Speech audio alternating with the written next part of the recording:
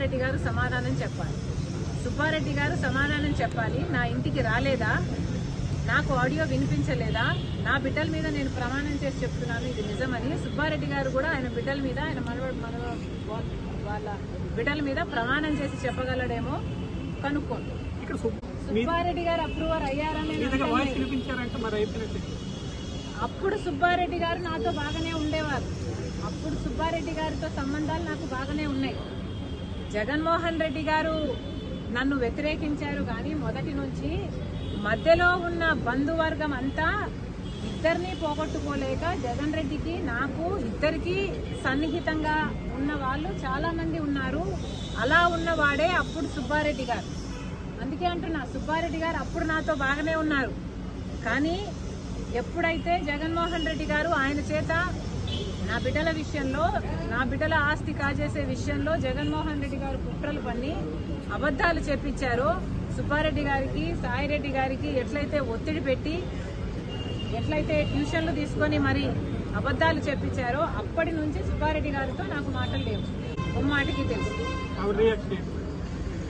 ఎవరైనా ఆశ్చర్యపోతారండి, అంతకంటే ఏం చేస్తారు. ఆ రోజుల్లో ఎంతగా బుల్డోస్ చేసుకుంటూ పోయారో, వాళ్లకు అధికారం ఉంది, వాళ్లకు డబ్బు ఉంది, ఏది పడితే అది, ఎంత అరాచకం అయితే అంత అరాచకం బుల్డోస్ చేసుకుంటూ పోయాడు జగన్మోహన్ రెడ్డి గారు. అందులో భాగమే ఫోన్ ట్యాపింగ్ ఒకటి. కాంగ్రెస్ పార్టీకి బుల్డోస్ చేయడం రాదు. కాంగ్రెస్ పార్టీ ఒక జాతీయ పార్టీ, కాంగ్రెస్ పార్టీ స్క్రూటినీ ఉన్న పార్టీ. కాంగ్రెస్ పార్టీ ఇలాంటివి చేస్తుంది అని నేను అనుకోను. రాజశేఖర రెడ్డి గారు ముఖ్యమంత్రిగా ఉన్నప్పుడు కూడా ఇలాంటి ఫోన్ ట్యాపింగ్ ఎక్కడ జరగలేదు. ఇప్పుడు జరుగుతున్నాయి. కేసీఆర్ గారు చేస్తున్నారు, రేవంత్ రెడ్డి గారు ముఖ్యమంత్రిగా ఉన్నారు కాబట్టే ఇది బయటకు వచ్చింది. కేసీఆర్ గారే గెలిచి కేసీఆర్ గారే అధికారంలో ఉంటుంటే ఇది ఎప్పటికీ బయటకు వచ్చేది కాదు.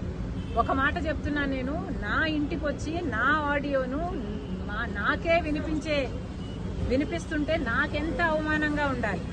కానీ ఆ రోజు నేను ఏం చేయలేకపోయాను. కారణం ఏమిటంటే ఒకవైపేమో కేసీఆర్ గారు తెలంగాణలో ముఖ్యమంత్రిగా ఉన్నారు, ఇంకోవైపేమో జగన్మోహన్ రెడ్డి గారు ఆంధ్రాలో ముఖ్యమంత్రిగా ఉన్నారు. నేను పోరాటాలు చేస్తూ ఎవరితో చేయాలి? ఈ ముఖ్యమంత్రితో చేయాలి, ఆ ముఖ్యమంత్రితో చేయాలి. అప్పటికే నన్ను తొక్కే ప్రయత్నాలు చాలా గట్టిగా చేస్తున్నారు. నేను ఎదగకూడదు అన్న ప్రయత్నాలు, నా పాదయాత్ర అయితేనేమి, నా పొలిటికల్ జర్నీ అయితేనేమి, నాకున్న ఇబ్బందులు అయితేనేమి, దేవర్ టూ మెనీ.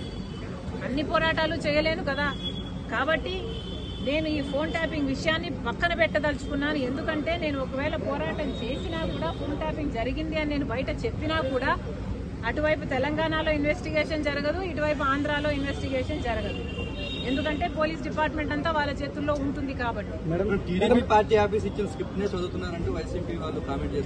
నాకేం కర్మయ్యా, టీడీపీ వాళ్ళు ఎవరు? టీడీపీ వాళ్ళు నాకు స్క్రిప్ట్ ఇవ్వడం ఏంటి, నేను చదవడం ఏమిటి? నేను చంద్రబాబు గారిని నా కొడుకు పెళ్లికి పిలిచడం తప్పితే నేను తర్వాత చంద్రబాబు గారితో మాట్లాడలేదు, నాకు అవసరం కూడా లేదు.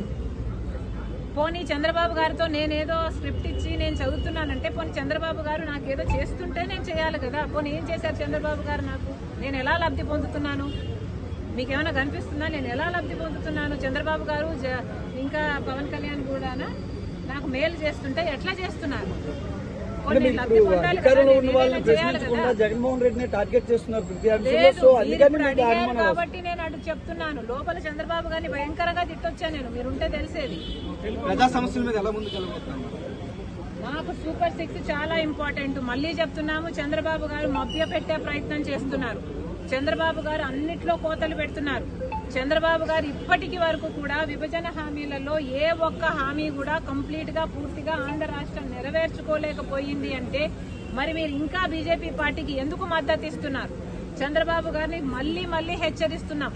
పగలు పడ్డ గోతిలోనే మళ్లీ, రాత్రి పడ్డ గోతులోనే మళ్లీ పగలు పడ్డానికి సిద్ధపడ్డారు చంద్రబాబు గారు.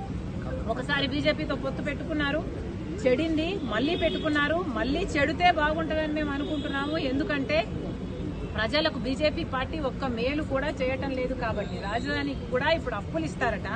పోలవరం విషయానికి వస్తే 45 మీటర్స్ నుంచి 41 మీటర్స్ కు తగ్గిస్తారట. విశాఖపట్నం స్టీల్స్ కు వస్తే మీరు వాళ్ళకు మేలు చేయండి అంటే వాళ్ళు అలీబాబా 40 దొంగలు. అలీబాబా దొంగతనం చేస్తున్నాడు, 40 దొంగలతో దొంగతనం చేపించుకున్నారు. ఎవరైనా ఒప్పుకుంటారా మేము అలీబాబా మేము దొంగలు అని ఎవరైనా ఒప్పుకుంటారా? అందరూ అలా తయారయ్యారు, రాజకీయాలు అలా తయారయ్యారు.